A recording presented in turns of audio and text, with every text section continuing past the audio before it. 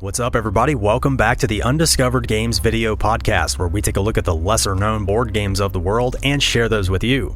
Today, we're going back to the year 2005 with this charming little auction game. This is called Ostia, the Harbor of Rome. Now, this is not the same game from 2022, just called Ostia. That's a totally different game. This one is from 2005, designed by Stefan Risthaus and published by Mayfair Games. Ostia, the Harbor of Rome is a card-based auction game for 3 to 5 players. The box says 60 to 75 minutes, and maybe when you're first learning the game, it might take that long, but we've had this game for 8 years, and it rarely takes us longer than an hour. Now, this is one of those games I call a sneaky good game. That means when you first play it, you're not going to realize how good it is. It's going to seem a little dense, a little opaque, a little wonky at times, like what am I supposed to be doing here? But the more you play this, the better you'll get at reading the other players at the table, at valuing the different cards at different moments in the game, at placing out some bait cards for your opponents to bid high on so you can make some money. You'll get better at knowing when to convert your cards into points or when to convert your cards into more money.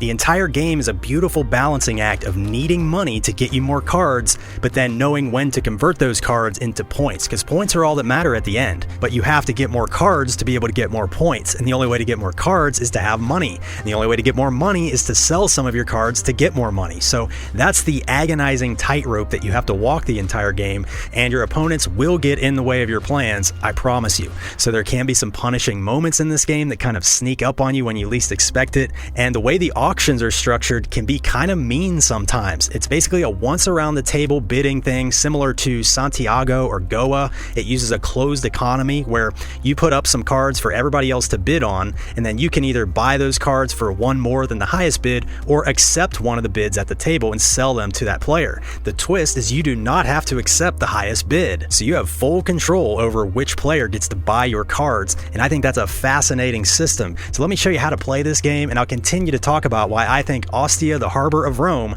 might be an undiscovered game you want to check out.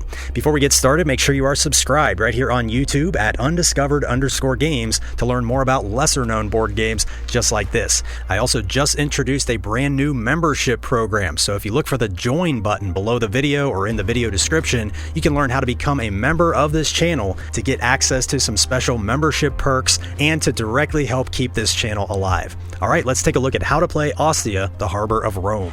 We're going to set up for a 4-player game. It's worth noting that the setup is the same whether you play with 3, 4, or 5 players. Give each player a player board. They look like this, and these are beautifully organized, by the way. I think these are very well done, aesthetically pleasing, great artwork, and functional. They have a spot to put your cards when you send them to the forum up here, or when you send cards to the Senate, they go up here. When you keep your cards in storage, they stay down here. There are 4 spots in the harbor to build storehouses. You can build up to 4 of those throughout the game. And finally, there is a very nice turn summary, step by step of every round of the game. You just follow this chart. There's payout reminders, victory point reminders, end game scoring reminders. Everything you need to reference is right here in front of you without having to, thumb through the rule book. Once you learn the rules, this is pretty much all you need to play the game. I love these player boards. Each player also starts the game with 55 money. We use this paper money here because you're supposed to keep your money secret. This is a little fiddly to exchange all this paper money all the time. We like to play with poker chips and just keep them hidden behind a screen. So you can do that however you want, but you are supposed to keep your money secret. So give each player 55 money to start the game. Everybody gets to start with 1 storehouse built. So each player gets a storehouse. You can put it on any one of these available squares here. Give each player 1 ship card. They look like this, and give each player 2 bluff cards with this guy like smirking. Put these victory point chips within easy reach of the players. Each one of these red discs is 1 victory point. Whenever you earn points throughout the game, you just take these chips and put them on your player board. The victory points are kept visible throughout the entire game. Make a supply of money near the game somewhere, and now you have to set up the Senate cards. There are 6 of these Senate cards. They look like this. Shuffle these face down, and without looking, take one randomly and put it back in the box. So now you have a stack of 5 Senate cards. These 5 cards will track the 5 rounds of the game. Flip the top Senate card and take 1 victory point chip and place it on the top of this card somewhere. That signifies that this Senate card is the active card this round of the game. Now flip the next Senate card and place it next to this one without a victory point point chip. This will be the active Senate card next round of the game, so it gives you a small window into the future, which lets you plan ahead a little bit. These cards determine the value of the different goods when you donate them to the Senate for points. So the values of your goods are going to be shifting throughout the game, and you have to keep an eye on what's coming up in the next round. I'll talk more about that later. The final part of setup is to give each player one random resource card. So mix this resource card deck really well and deal one card to each player face down. You can look at your card, but keep it secret from your opponents. These cards all function the same way. Each card shows a resource and then some information at the bottom. There are 6 different resources throughout this deck. We have ivory, wood, wine, olive oil, textiles, and grain. If you look down here, you'll see some numbers. The bigger number here is the minimum price. So when these cards go up for auction, this big number here shows the minimum bid. The smaller number just shows how rare the good is throughout the deck. So there are 11 grain cards in the deck, but there are only 7 wood cards in this deck. So the more rare the card, the higher the minimum price. Pretty simple. Whoever most recently visited Rome takes the start player token. This will pass clockwise around the table each round. And now you're all set up and ready to play. Before I get into all the rules, I want to give you a brief overview of the structure of the game. Like I said, the game lasts 5 total rounds. Those are tracked by these Senate cards. So once you get to that final Senate card, that's going to be the last round. You finish that round, and then you do a final scoring. Every round of the game pretty much functions the same way. There are 5 distinct steps each round, and those are summarized very nicely here on your player board. Step 1 is the harbor phase. Everybody's going to get dealt 5 new cards. You have to keep one of those cards, and then the other 4 get put up for auction. After you do all those auctions, then you proceed to step 2, which is the office phase. This is where players will take all their resource cards that they own and assign them secretly to the different areas of their player boards. You can send some resources up here to the forum to get some money. You can donate resources here to the Senate and hopefully get some points, or you can save resources down here in storage for later in the game. Everybody does that simultaneously, and then you proceed to step 3, which is the forum phase. This is where you will get paid for any cards you sent to the forum. However, your payout is determined by what everybody at the table decided to send there. Then you go to step 4, which is the Senate phase. This is where you might earn victory points depending on how valuable your donation was with the cards you sent to the Senate. Again, that all depends on what the other players at the table decided to do. After you do that, you go to step 5. This is the storehouse phase, and this is where you can build more storehouses to be able to save more cards over into the next round of the game. So it's kind of like discarding down to your hand limit, and then you're ready to start a new round. You just pass the start player marker clockwise and do those 5 steps again. So let's take a look at those 5 steps in more detail. So step 1 is the harbor phase. This is where new goods are arriving at the harbor. So here you just deal 5 new cards face down to each player from this resource deck. If this deck ever gets depleted, just shuffle the discards and start a new deck. Now everybody has to simultaneously decide of those 5 cards which one they want to keep and which 4 they want to put up for auction. Again, you can only keep 1 of the 5 that you receive. Now this is where your ship card gets used. This is basically a divider to keep your hand organized, because once you decide on the 4 cards that go up for auction, you can't switch those around later. See how this ship card has this little ship at the top and then a storehouse on this side. Any cards you're putting up for auction go on the ship side of this card, and then any cards you're keeping go on the storehouse side of this card. And once you make that decision, you're locked in. So you're going to have 1 card on the keep side and 4 cards on the ship side. Now it's worth noting at the very beginning of the game, you remember we set up the game by giving each player 1 extra resource card to start the game. That is a keep card. So that card that you started the game with goes on the keep side as well. So in the first round of the game, your hand should look something like this: 4 cards on the ship side and 2 cards on the keep side. So once everybody has locked in their decisions, now you proceed to the auctions. Starting with the start player, they choose any 2 of the 4 cards on their ship side here. So they pick 2 and put them up for auction. You always auction these off in pairs. So let me give you a quick example. Let's say I put up a wood and a grain for auction. Starting with the player to my left, they can either make a bid or pass. If they make a bid, it has to be at least the minimum printed value on these cards. So here we have wood, which is valued at 8, and grain has a value of 4. You add those together, that's 12. So every bid has to be at least $12. So let's say this player bids 15. Then it goes to this player. They can either bid or pass. Now here's where the auctions are kind of different than we're used to seeing. This player does not have to submit a unique bid. It can be lower, higher, or the same as this player. It just has to be at least that minimum printed value. So let's say this player also bids 15, and then the last player maybe wants to bid 12. So we have a bid of 15, 15, and 12. Then it goes back to me, and I have a decision to make. I can either accept one of the bids at the table and sell my cards to that player, or I can pay one more than the highest bid and take the cards for myself. So if I want those cards, I'm going to have to pay $16 to the bank, and then I get to keep them. But let's say I want to accept one of the bids at the table. I am not required to choose the highest bidder. I can decide who gets to buy these cards. And that's important from a strategic point of view because you can kind of keep an eye on what cards people are collecting. And if this player is going heavy on wood cards, maybe I don't want to give them any more wood cards. Maybe I'll take a lower bid just to prevent them from getting more wood cards. And you'll see why that matters later. Anyway, let's say for whatever reason I accept this player's bid of 15. They would pay me the $15 and I give them these cards. Now, out of that $15, I only get to keep half of it. The other half goes to the bank, and any remainders are rounded in the bank's favor. So of that $15, 8 of it has to go to the bank, and I keep the other 7. So whenever you win an auction, you take those 2 cards and those have to go on the keep side of your hand. You are not allowed to then put those cards back up for auction later. You're stuck with the cards that you win during the auctions. Anyway, now it goes to the next player in clockwise order to choose 2 of their 4 shipped cards and put them up for auction. Let's say this player puts up a wine and a wood. Now, let's say this player says pass, this player says pass, and I also say pass. If everybody at the table passes, then the active player is forced to buy those cards. The good news is they only have to pay half the minimum bid rounded up. So here the minimum bid was 15, 8 for wood and 7 for wine. So half of that rounded up is $8. This player pays their $8 to the bank and takes these 2 cards into their hand. Again, they put those on the keep side of their hand.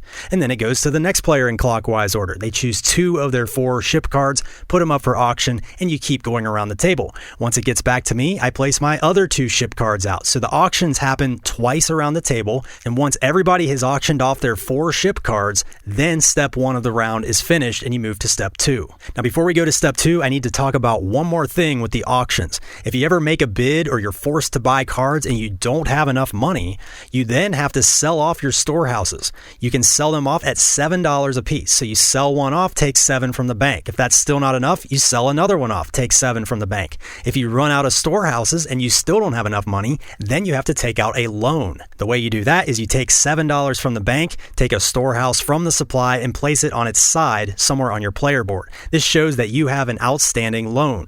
You have to pay that back at $10, so there's like $3 interest on the loan, and you have to pay that back before the end of the game. Each player is only allowed to have 4 loans maximum, and I've never seen a game ever where somebody has to get 4 loans. It's very rare that a player even has to take out 1 loan, so you don't have to worry too much about this. But if you do need some money, first you have to sell off your storehouses that you have built, and then if you run out of those, then you have to take out a loan. So it has to happen in that order. You can't choose to take out a loan if you still have storehouses built.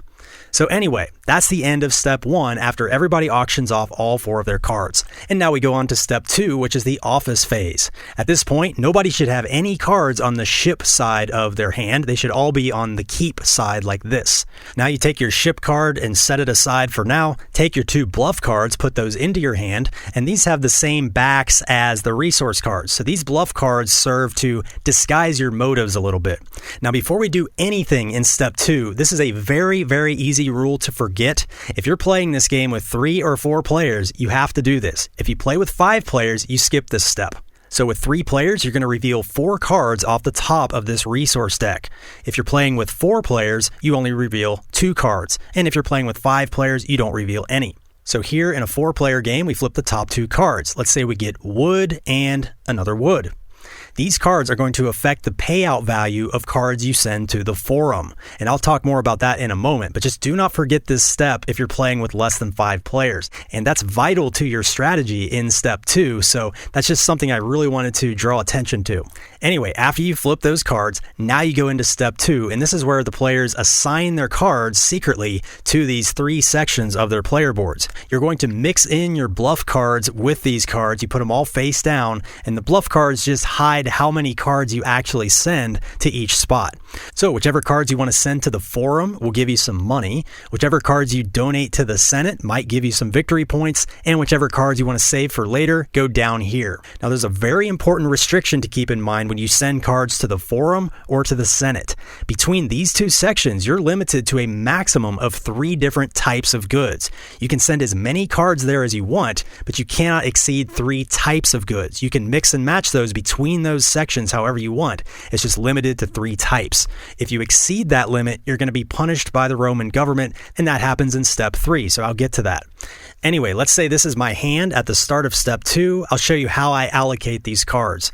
Let's say I send 1 textile and 2 olive oils over here to the forum. Let's say I send another olive oil over here to the Senate, and then 3 wood cards also to the Senate. So now I have wood, olive oil, and textiles. I'm at my limit of 3 types of goods between these 2 areas. Maybe I put a couple bluff cards here to throw off my opponents, and the rest of these cards will go in my storage area down here. After everybody does this, then we proceed to step 3, which is the forum phase. At the beginning of step 3, everybody reveals all the cards they sent to the Senate and the forum. Any bluff cards in there get removed, and definitely keep the cards separated so you can tell which cards were sent where.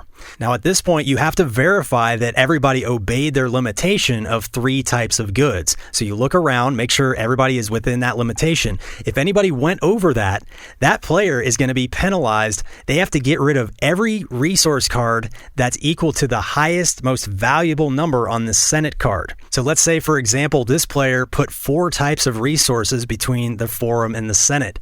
You look up here at the Senate card, wood is worth 5. Wood is considered the most valuable. So this player has to discard every wood card that they put here and here. So you definitely need to stick with that limitation of 3 types of goods. Do not forget that, because it's brutal. Anyway, after you verify that, now you get paid for the forum cards. And this is where you'll really start to see the strategy emerge as far as like why you want to put these cards at the forum or the Senate. So to determine your payout, you have to see how many cards of those types were played by all the players at the table. Remember, I sent 2 olive oils and 1 textile to the forum. So let's figure my olive oil payout first. So you just have to count all the olive oils in all the forums at the table. I have 2, this player has 1, this player has 0, and this player has 1. That is 4 total olive oils at the forum. You also have to check those 2 cards that we flipped up at the beginning of step 2 right here. These happen to be wood, but if those were olive oil, you would have to count those into the total as well. Just think of those flipped up cards as like a dummy 5th player who sent those 2 cards to the forum. So right now we have 4 olive oils at the forum. So you just look at this chart, go to the number 4, every olive oil pays out $8. So I get 16, this player gets 8, and this player gets 8. That money comes from the bank. Olive oil is done. Now I go to my textile. So again, you count all the textiles in all the forums. I have 1, this player has 2, this player has none, and this player has none. Again, this dummy player did not play any textiles. So we have 3 textiles at the table. You look at this chart, every textile card gets $10 from the bank. So I get 10, this player gets 20. And then you just go around the table until everybody gets paid for all their forum cards. And just to clarify, let's say this player has 2 wood cards in their forum, and this player has 1 wood card. Well, there's 3 wood cards in the forum, but then they have to add these 2 dummy cards to that. So there's actually 5 wood cards when you're figuring the payout. So here, the players only get $6 for each of their wood cards. So that's why that dummy pile is really important. You cannot forget to flip those cards over before everybody allocates them. And one thing I forgot to mention is after you sell the cards at the forum, they just go into the discard pile. Anyway, after everybody gets paid for the forum, now you move to step 4, which is the Senate. Here you're going to evaluate everyone's donations to the Senate. You have to figure out who gave the most valuable donation. That player gets 3 points, the second most valuable donation gets 2 points, and the third most valuable gets 1 point. So this is where these Senate cards come into play. So remember, one of these cards has a victory point chip on it that says this is the active Senate card this round. So looking up here, wood is worth 5. Textiles are worth 4, ivory is worth 3, grain is worth 2, and olive oil is worth 1. So these are the values of the goods given to the Senate. So my donation is worth 16. I have 3 wood and 1 olive oil. So you simply compare everyone's donations, and whoever has the highest donation gets the 3 points. Again, second highest gets 2 points, third highest gets 1 point. It's worth noting if any players are tied for their donation amount, then you simply add their victory points together and divide that by the number of tied players, rounding down. So for example, if there's a clear first place donation, they get the 3 points, but then if multiple players tie for that second place donation, you just add second place points plus third place points, so 2 plus 1, 3, divide that by the number of tied players and round down. If 2 players tied for the first place donation, you would add 3 plus 2, first and second place, and divide that by 2, which would be 2 points each. And then I guess the next place player would get 1 point for third place. It doesn't really clear that up in the rule book. The examples are not clear enough, but that's the way I interpret it. The way I take this is you only have 3 points for first place, 2 points for second place, and 1 point for third place. So there's only like 6 points that can be handed out maximum. So you should never divvy out more than those 6 points. That's kind of how I understand the rule. Again, it's not worded very well, and the examples in the rule book only show for 3 players. They don't show beyond that. Like, what happens if 4 players tie for first place? I would assume you add 3 plus 2 plus 1 divided by 4, and then nobody gets second or third place. So that's just my interpretation based on how it's written. We have never encountered that in 8 years playing this game, so I doubt you'll run into that problem, but I like to know, I'm a rules purist. I like to know what would happen in that situation. So I don't know, maybe it's not that important, but I do want to cover this because it is a rules tutorial. I'm just saying that's the one part of the rules I'm a little bit unclear on. Anyway, moving on. After you evaluate the Senate, you give out the victory point chips. Now you move to step 5, which is storehouses. And this is the final step of the round.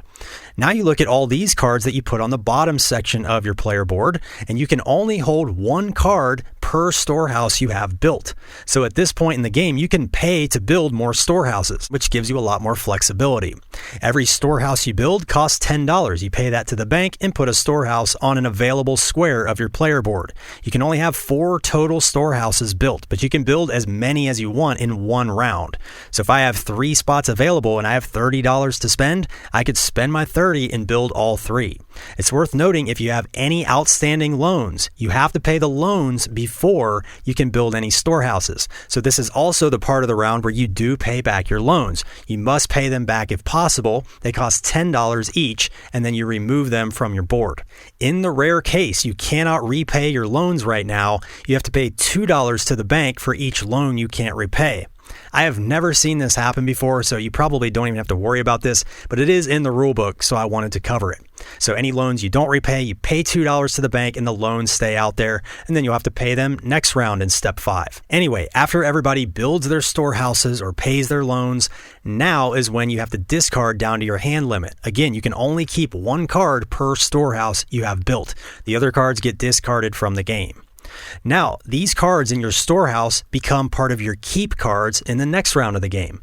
So when you're dealt those 5 new cards at the start of the next round, 1 of those goes to your keep, 4 go to the auction. Well, now you're allowed to add these cards into the keep side of your hand. But you can never put these cards up for auction in the next round. The only cards you can put up for auction are the cards that you get at the start of the round. But it is helpful to hold these cards on the keep side of your hand just to see what you have to work with. So that's the end of the round. Now you pass the start player marker 1 step clockwise. You remove this active Senate card from the game, move the victory point token to this Senate card, so now this one is active, and then you flip a new Senate card for the following round. And now you're ready to start the next round. You start with step 1 where you deal out 5 cards to each player. Each player has to allocate 1 to keep and 4 to put up for auction. And at that point, you can add all your storehouse cards into the keep side of your hand. And once again, you cannot put those storehouse cards up for auction. So that's pretty much the entire game. You just do those same 5 steps. You go through 5 full rounds. And after that 5th round, you do a little final scoring. So now you take any resource cards that you have not sold or donated, so anything you have left here in your storehouses. You take your bluff cards plus those, and you have to allocate these to your storehouses. You're trying to get different types of resources in your storehouses. You're going to get 1 point for each different type.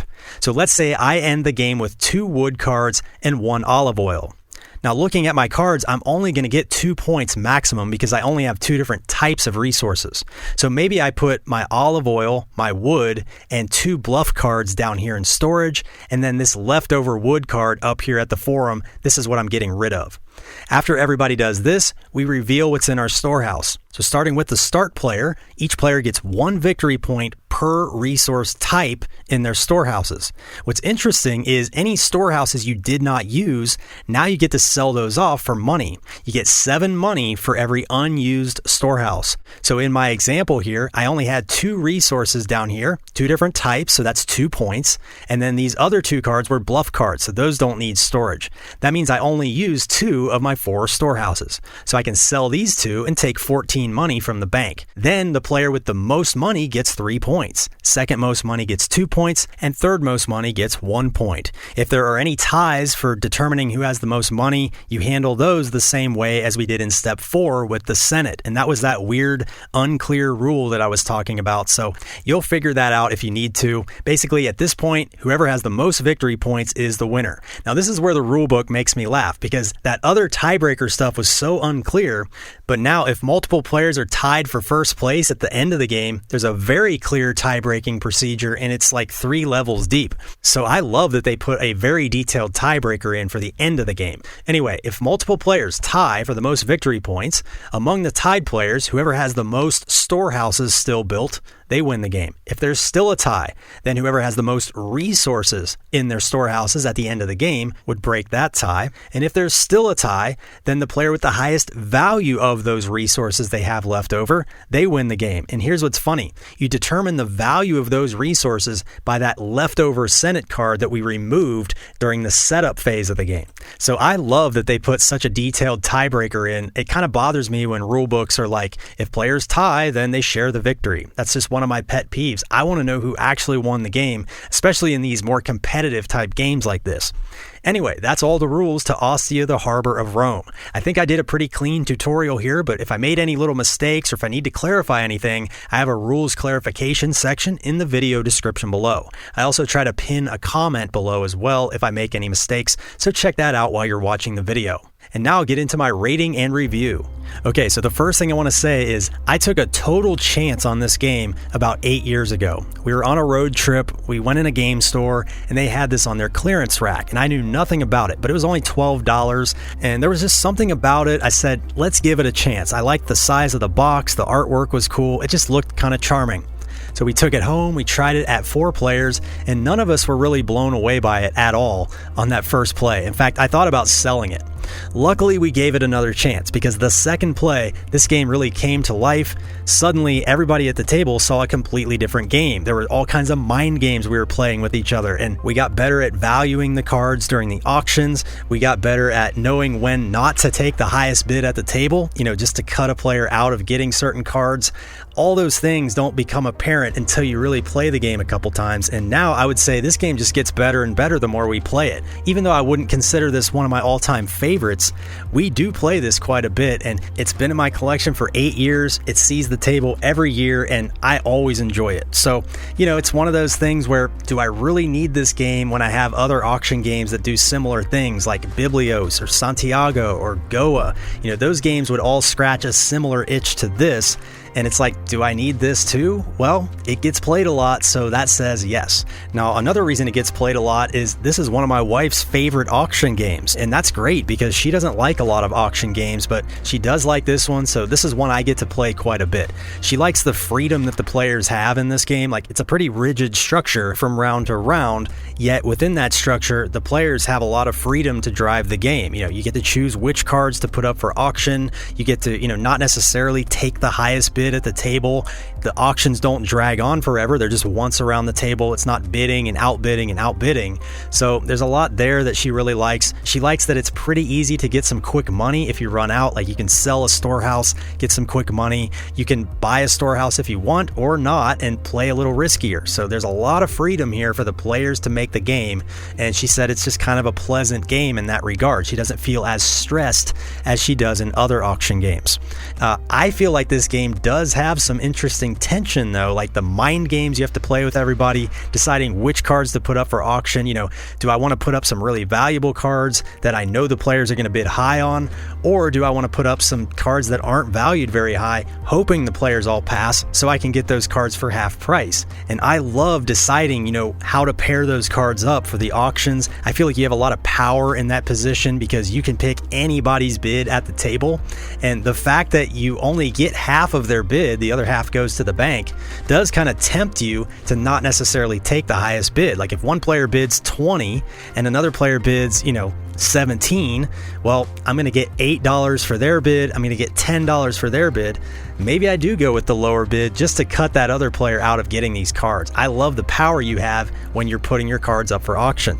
Then later in the round, when you go to the Senate and the Forum, you have to look at those cards up top and see what is the Senate valuing. And then you're trying to remember, what did the other players win this round? And oh, look, olive oil is really strong this round. Everybody's going to send their olive oil to the Senate. So maybe I sneak my olive oil into the Forum and try to get extra money for it. So the mind games are excellent in this game. And that's probably my favorite part, is just trying to make those decisions and guess what the other players are going to do. And when you can get that most valuable donation at the Senate, it is so satisfying to get that 3 points. I feel like points are very hard to get in this game. Every point matters. I mean, at the end of the game, the winner and the losers, there's usually only a couple points separating you. And that makes that Senate donation so important. And because it's so important, players tend to send a lot of cards there. Sometimes players will send 5 resources of the most valuable type there, but then the second place player only submitted 1 card and they still got second place, and the first place player wasted a bunch of cards. So there's definitely some guesswork. It's like a calculated risk decision that you have to make. So all things considered, this gets a solid 8.5 out of 10. That's a B on my grading scale. 9 and above is like the top tier games in my collection. So this is just outside of that. Not my favorite game ever, but one I am always happy to play. It does not overstay its welcome whatsoever. It's over in usually less than 1 hour, and it's just very enjoyable. I will say there's a lot of unknown information here. You have to make a lot of decisions based on the unknown. It's a guessing type of a game where you're trying to get in your opponent's heads, and because of that, there's some chaos and unpredictability, a lot of things that are out of your control. So it's not the perfect game, but it can lead to some exciting moments, some great tension. I will say the rules took me a long time to get through in this video, but don't let that deceive you. This is a very simple game to learn, and like I said, once you learn this, all you need is that player board. It has everything you need to know right there. Great aesthetics. I love that they even use these little wooden discs for your victory points. I don't know what these represent, but they just look cool when they're on the table. This game has that old school board game charm that I always talk about. This is a perfect example of that. There you have it, Ostia, the Harbor of Rome. Have you ever heard of this game? Does this look like a game you would like to try? Let me know all that good stuff in the comments below. Anything board game related, drop it in the comments and I'll be happy to chat with you on a regular basis. If you want to become a member of the channel, you can click the join button below for all the details. You can get access to early videos and members only videos. Lots of great perks there. If you want to directly support this channel and support my work of finding and sharing these older and lesser known games, I just like to give these games the video treatment that they never got back when they first came out. I couldn't find a single English video on this game, so hopefully this helps some of you out there decide if you want to seek this game out and also learn how to play. So that'll do it for today's episode. I got to give a big shout out to all the new members who decided to join this channel. Thank you so much for jumping on board, clicking that join button, and directly supporting my work to help keep this channel alive. You guys are the UGOGs, and I can't thank you enough.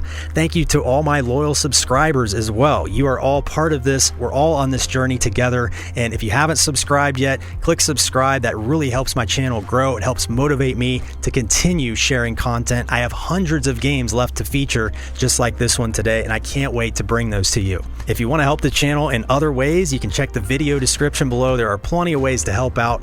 Anything you can do, I really appreciate. So thank you for watching. I'll be back with another great undiscovered game here in a couple weeks. We'll see you then.